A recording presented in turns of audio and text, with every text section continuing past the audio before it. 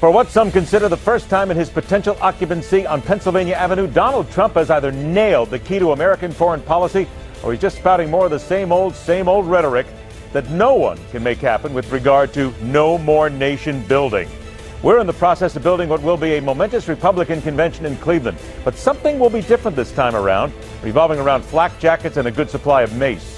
The NFL has supplied us with plenty of grins and giggles well before another season begins. The ridiculous slam of the game's best quarterback and maybe the most fitting home for possibly the league's most renegade franchise. And your chance at being heard in the world-famous lightning round. We kick to the latest proposal making its way around Washington requiring women to register for selective service in case we ever once again get a military draft. I got a deeper question. Why not just require every 18-year-old man and woman to serve 2 years in the military? Let's be feisty. Let's be controversial. Let us begin by noting I'm Ed Berliner. This is The Hardline for Thursday, April 28th, 2016.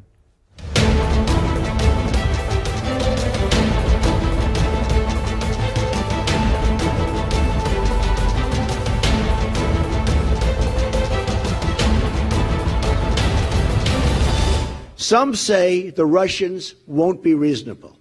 I intend to find out. If we can't make a deal under my administration, a deal that's great, not good, great for America, but also good for Russia, then we will quickly walk from the table. It's as simple as that. We're going to find out. There is no doubt that if someone wishes to become a truly effective president, he or she must have a solid handle on a lot more than what color the drapes will be in the Roosevelt room, right on up to dealing with people in Congress who at the same time love and loathe you. In a world filled with more global issues and terror than at any time in our modern history, the president must have a solid grasp on foreign affairs. Not one that has been handed them by a band of sycophantic advisors, but honestly understand the positions, the people, the power, and the possibilities that exist when it comes to putting it all together and making it work.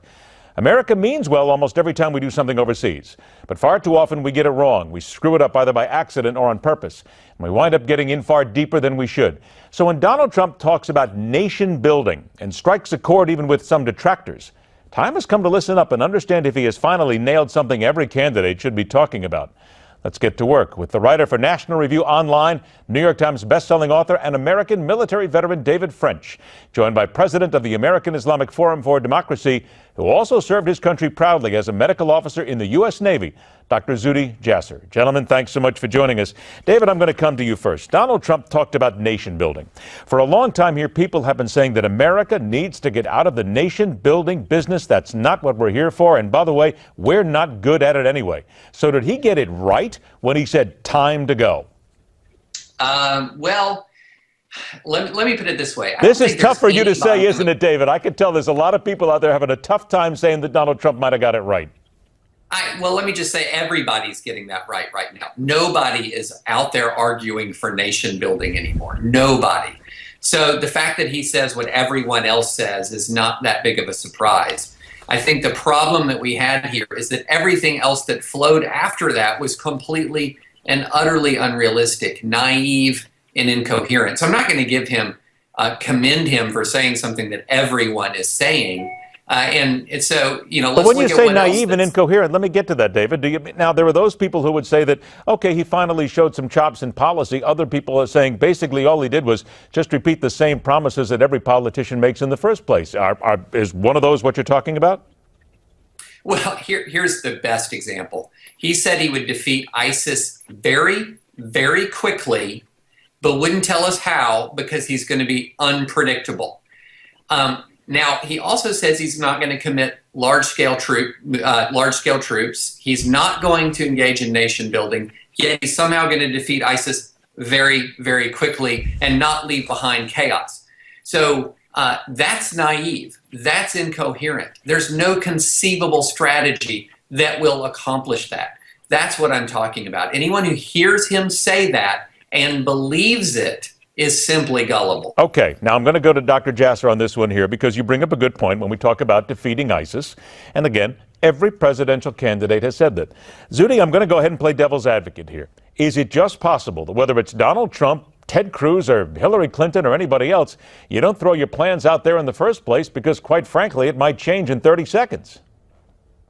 Well, listen, Ed, we're not talking about throwing out plans of which special forces are going to land in Raqqa versus those in Damascus. We're talking about a general doctrine. He used the word vision, Ed, multiple times, but yet I was left without any comprehension of what that vision was. When you talk about a doctrine of a president, we have, and listen, nation building, whatever that means, is one thing pre-2011 and a completely different thing in the vacuum and the opportunity of the Arab awakening, where today the world needs a president, a leader of the free world that is looking to help the third pathway in the Middle East, not the dictators that we were sort of siding with the lesser of two evils in the 20th century, or the Islamists that are filling this vacuum. And the Green Revolution was defeated in Iran, not only Syria, but Egypt, etc. So I was looking for a strategy post-Arab awakening, and I got nothing but this sort of random thought, if you will, and yet just saying America first. There was no vision, and you can't defeat ISIS with also defeating Assad and defeating also the Qatari, Saudi Islamist feeding of money. So that's the vision America should have been hearing yesterday. Okay. And unfortunately, we got none of that. You're right. You got to dig in. But you just said something here. You used the phrase America first, Zuhdi, and I'm going to stay on that because there are millions of people across America, whether they love Donald Trump or loathe him, they agree. They think America should be first at all times. So again, the devil's advocate, Zuhdi, what's wrong with saying that? Okay, but what does that mean? Absolutely.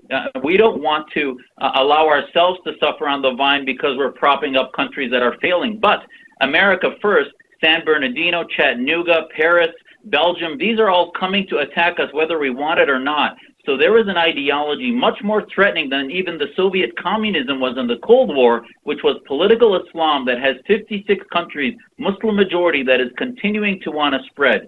ISIS you could get rid of next year, and another ISIS will come up after that unless we have a strategy to help the Arab awakening transform into democracy and liberty. And that was the saddest thing of Trump's comments. America first, to me, as a naval officer, means the advocacy of liberty, democracy, freedom, prisoners of conscience in those countries. He didn't use any of those terms in his speech. All right, now let's bring Russia into this. And David, I come to you because Donald Trump also talks a little bit about Russia. But here's something interesting. I'm seeing reports and stories right now that actually Vladimir Putin and the Russian people actually prefer Donald Trump over Hillary Clinton.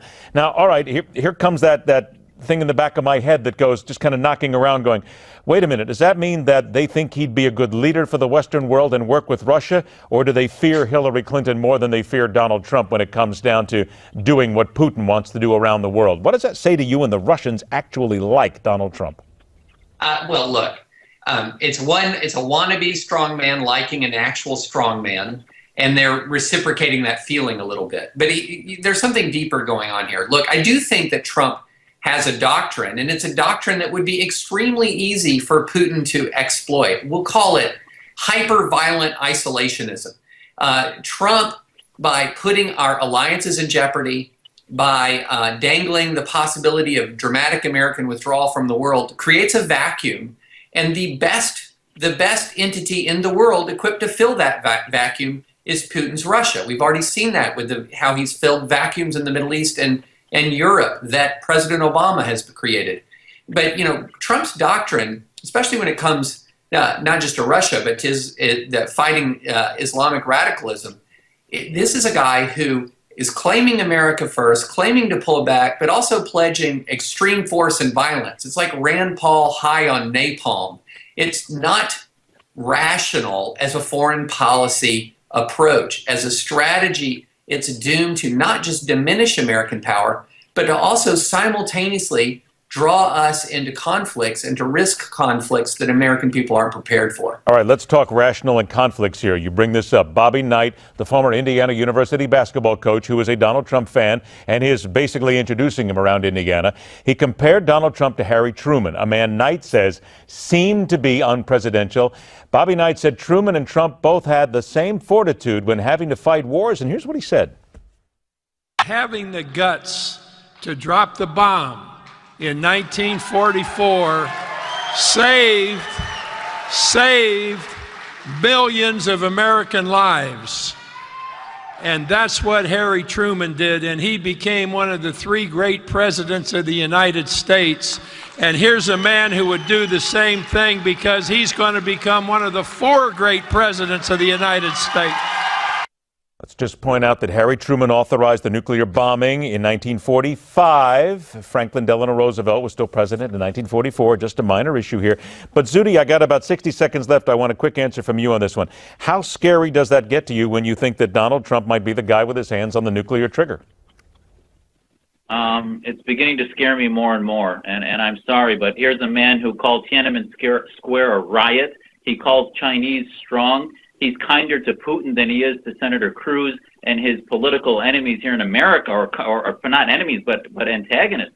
So, you know, to me, this is somebody who, if unleashed, he had actually said the military should follow his orders, whether it be about torture or violating Geneva Convention. So I'm afraid, yes, the Truman Doctrine, I think, was more thoughtful as far as our role in the world, and he did not want to use the bomb. So to talk about that from a basketball coach scares me as an American.